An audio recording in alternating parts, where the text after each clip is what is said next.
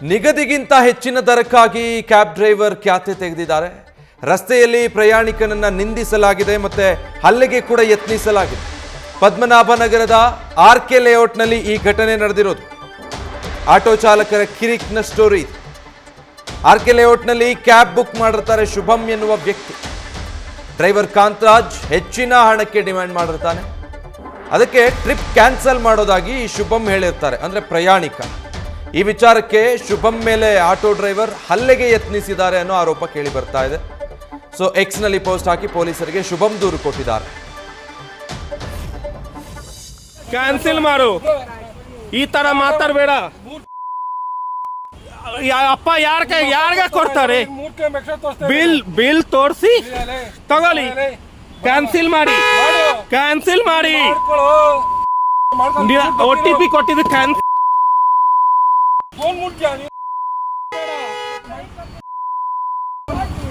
Cancel ಮಾಡ್ಕೊ ಹೋಗಿ, cancel ಮಾಡ್ಕೊ ಹೋಗಿ, ಕ್ಯಾನ್ಸಲ್ ಮಾಡಿ ಫಸ್ಟ್ ಹೋಗಿ, ಕ್ಯಾನ್ಸಲ್ ಮಾಡ್ಕೊ ಹೋಗಿ.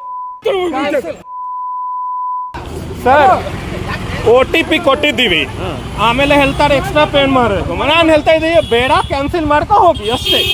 ಏನ್ ರಾಂಗ್ ಮಾಡಿ ಸರ್ ತೋರ್ಸ್ತಾ ಇದ್ದಾರೆ. ಬಿಲ್ ಅಲ್ಲಿ ಶೋ ಮಾಡಬೇಕು, ಕರೆಕ್ಟ್ ಶೋ ಮಾಡ್ತಾರೆ.